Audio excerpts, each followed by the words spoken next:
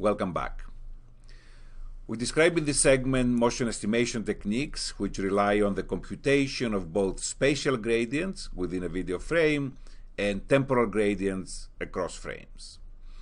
They represent in some sense the confirmation that in order to be able to estimate the motion of an object across frames, we need both strong spatial edges that will define the object as well as temporal edges that will indicate that there is indeed motion in the scene.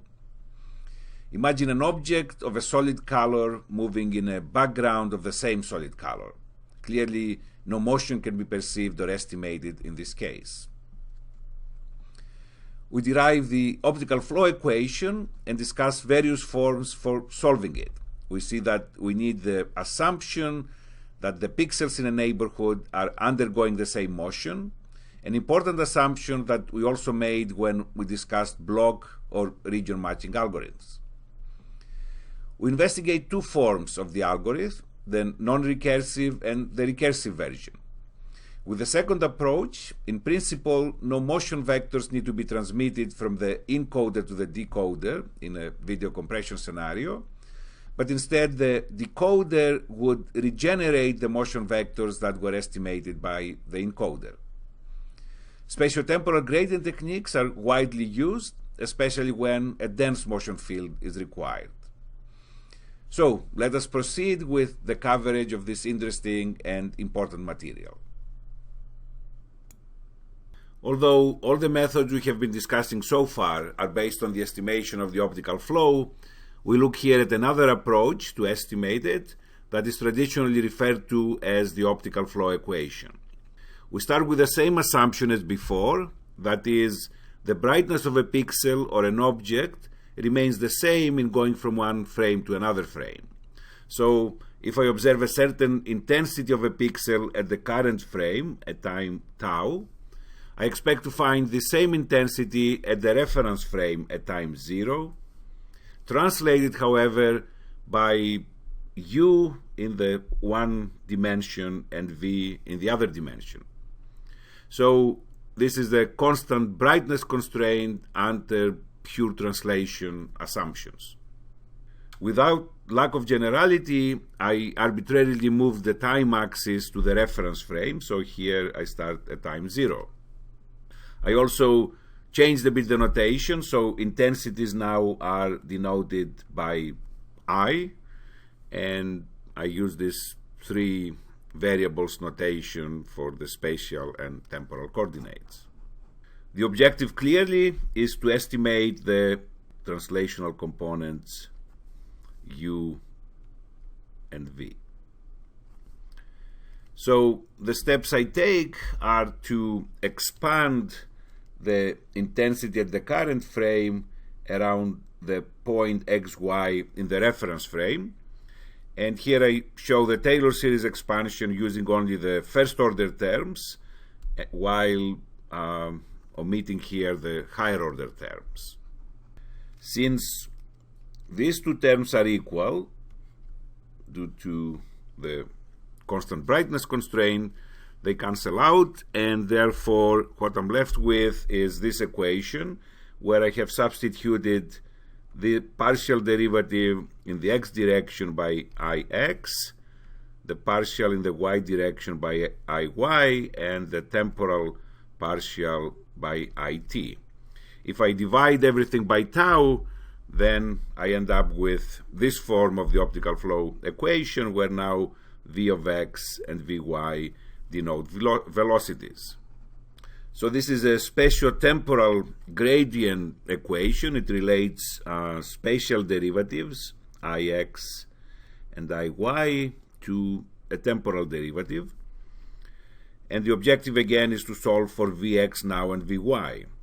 I have two unknowns and one equation, and therefore I have infinitely many solutions in general, so I need to take an additional step to be able to find a meaningful solution.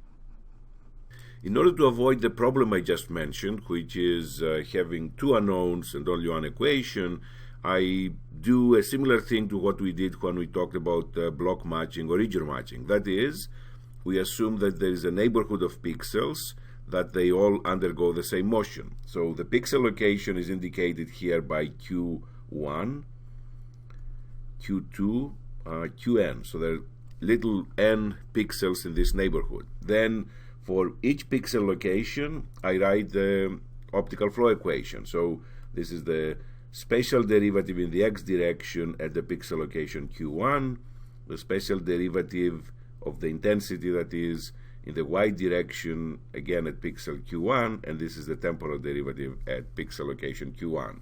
So I do this same thing. These are the optical flow equations for the location Q2 all the way to the location Qn. If n is equal to 2, then I have two equations in two unknowns, and if n is greater than 2, I have an overdetermined system of equations. Typically, I choose n greater than 2 so that I accommodate noise issues and I get a more robust solution that way. I can write this system of equations in matrix vector form. That is, I can stack here the spatial at x at Q1, spatial in the x direction at Q2, spatial in the x direction at Qn, spatial in the y direction Q1, y direction Q2, y direction Qn. So this is the matrix. It's an n by 2 matrix that will multiply the unknowns Vx, Vy, and this is equal to the temporal derivatives at Q1, Q2, all the way to Qn. So n by 2, 2 by 1, and this is n by 1. So if I call the matrix of spatial derivatives A, the vector of unknowns x, and the vector of temporal derivatives b, I have the equation ax equals b. This is a standard inverse problem.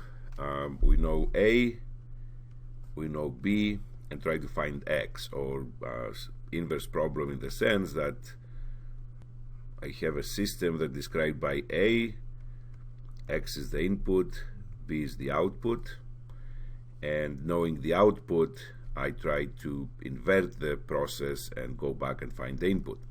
So this is a problem that has been studied extensively in the literature, and we will be studying it also in quite some detail when we cover image restoration. So for example, one solution to this problem is the minimum norm least square solution, also called normal equations. If A transpose A is an invertible matrix, then I can find my solution, the displacement vector field, as x equals A transpose A inverse A transpose B. If not invertible, I can then use the generalized inverse. If A transpose A is not invertible, we add this term here, lambda C transpose C. This is referred to as a regularized solution, and the net result is that now this whole matrix is invertible.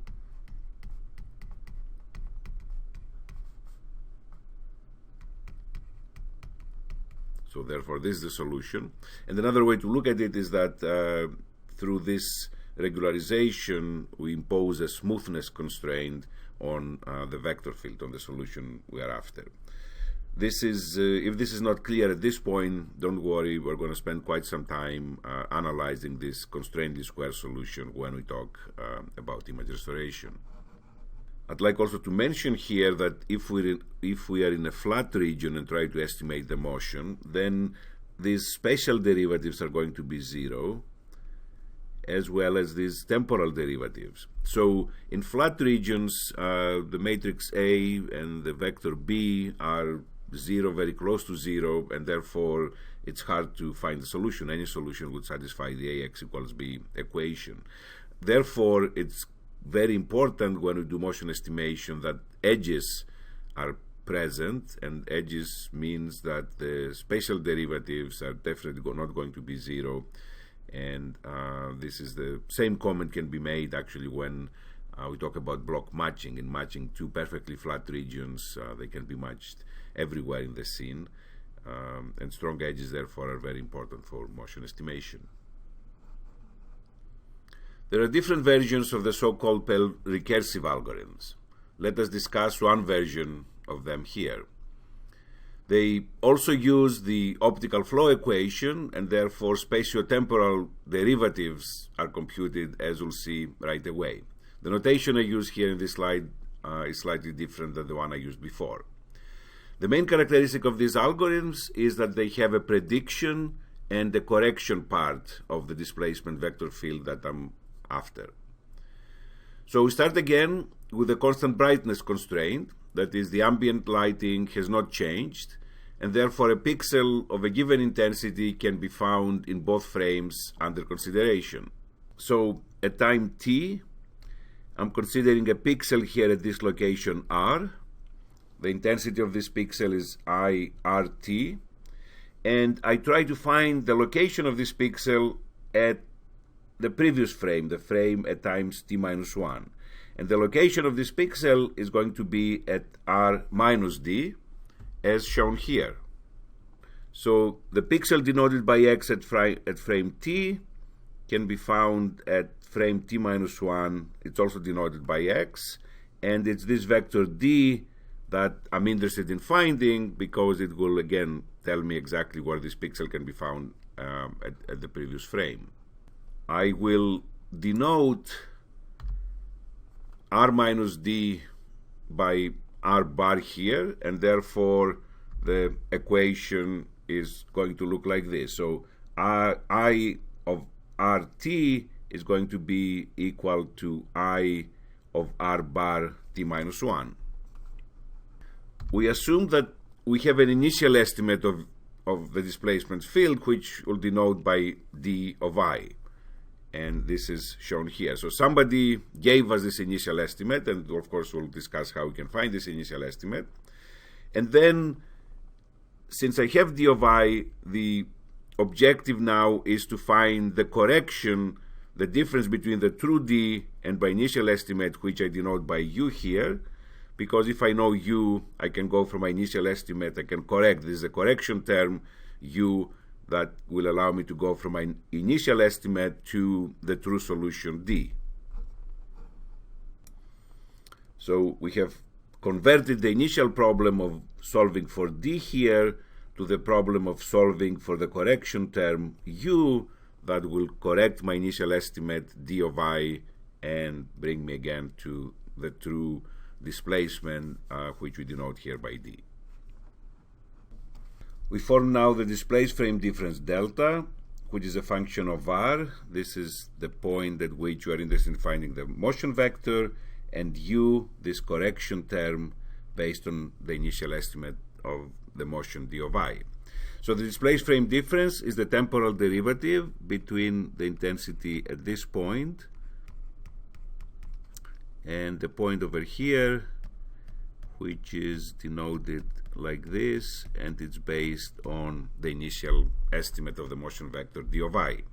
So the displaced frame difference again is the temporal derivative along the motion trajectory based on the initial estimate of the motion.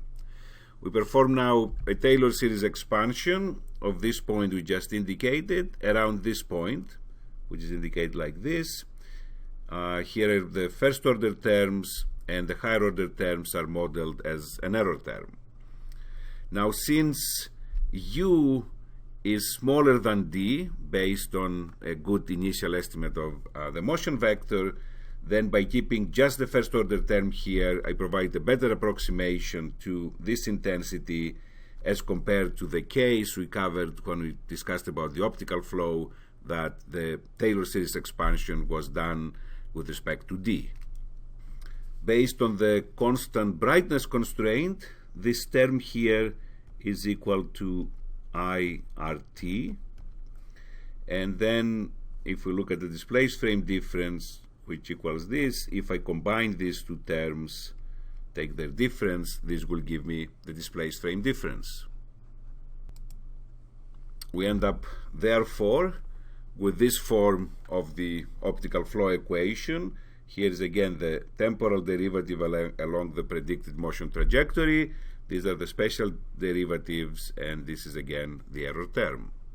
So as discussed previously when we were deriving the optical flow equations, I have here one equation in two unknowns, and therefore I need to use additional equations in order to be able to provide an estimate for the unknowns, the vector field. As done previously, the way to address this is to assume that the pixels in a neighborhood of the pixel under consideration are undergoing exactly the same motion. So I can therefore write this equation here, optical flow equation, for all the pixels in this neighborhood. In this case, however, the neighborhood I'm considering contains only past pixels, pixels for which I have estimated already their motion based on a particular order to scan the image. So if I assume that I use a raster scan of the image, I go one row, then I return, I cover the second row, and so on, then the neighborhood I use has an example of this neighborhood is shown here. This is referred to as a non-symmetric half plane. Clearly, again, assuming a raster scan of the image for these pixels here shown as solid dots, I have already estimated their motion vectors. So we can assume that that's how the motion vectors that I have estimated for these pixels look like. So using these already estimated motion vectors, I can provide an accurate initial estimate for the motion vector for the pixel under consideration at location R. For example, I can use the average of the motion vectors in this neighborhood to find d of I, or I can use a weighted average or a model-based, an autoregressive model that models these vectors and provides a good initial estimate of the motion vector for the location R. So there are two important differences in deriving this form of the optical flow equation as compared to the one we derived a few slides earlier. The first one is that the neighborhood that I'm modeling to be undergoing the same motion now allows a recursive, has such a shape that allows the recursive computability of the motion vectors, and an example is shown here through this, we called it non-symmetric half plane, and this allows me to obtain a good initial estimate d of I of the vector field, which then forms an optical flow equation here that will solve for the update u of the vector field. And clearly we see from the equation here that u equals d minus d of I. Such a Pell recursive algorithm is useful in cases such as video compression, when the motion field needs to be encoded and transmitted from the encoder to the decoder. Clearly, if a Pell recursive algorithm is used, the decoder can perform the same operations in estimating the motion as the encoder does, and therefore the motion vectors do not need to be encoded and transmitted from the encoder to the decoder. We show here on the left the frame difference for this sequence that's referred to as the Trevor-White sequence. And on the right, we show the displaced frame difference obtained with the Pell recursive algorithm we just described. Again, since the frame difference or displaced frame difference have double the dynamic range of the original image, 0 represents minus 255, gray represents 0, and white represents plus 255. So we see that in the displaced frame difference, most values are gray, therefore equal to 0, except for the boundaries of moving objects. So these are the temporal edges, which represent the difficult part in any motion estimation. That's where the model of assuming that all the pixels in a neighborhood moving the same is violated. This is, however, a very good result because, again, this DFT is very close to 0. We show here two different versions of the dense motion field that was obtained using the Pell recursive algorithm, and this motion field was used to generate the displaced frame difference that was shown in the previous slide. So this is dense, which means there's one vector per pixel, and the general observation here is that the motion vectors on the right, by and large, are smoother than the motion vectors shown on this image on the left. We also see that these motion vectors capture well the scene. Again, this is the zoomed version, so here's the head, part of the head of the Trevor White, here are the shoulders, and we see that the motion vectors clearly delineate the motion boundaries. The background is stationary, so these vectors should all be out here, should be ideally exactly equal to 0, while the torso and the head of the person is moving, and therefore we have non-zero motion vectors. The strategy with feature-based methods is to concentrate the computation on areas of the image where it's possible to get good correspondence, and then from these an initial estimate of the camera geometry is obtained. This geometry is then used to guide correspondence in regions of the image where there is less information. So here's an example of two images. The motion between the views is a rotation about the camera center. So features are extracted, shown here in yellow, and they're used to compute the image matching relations. These relations are due to the camera motion alone, not to the motion in the scene. So about 500 feature points are detected in each of these two images. There is considerable work in the literature on extracting good feature points in an image. We want feature points that are of low dimensionality, informative, robust to transformations such as translation, rotation, and degradations. Hairy corners are one type of feature points, and these are the ones that we will use for the example shown here, but also sift, surf are some of the other names of feature points.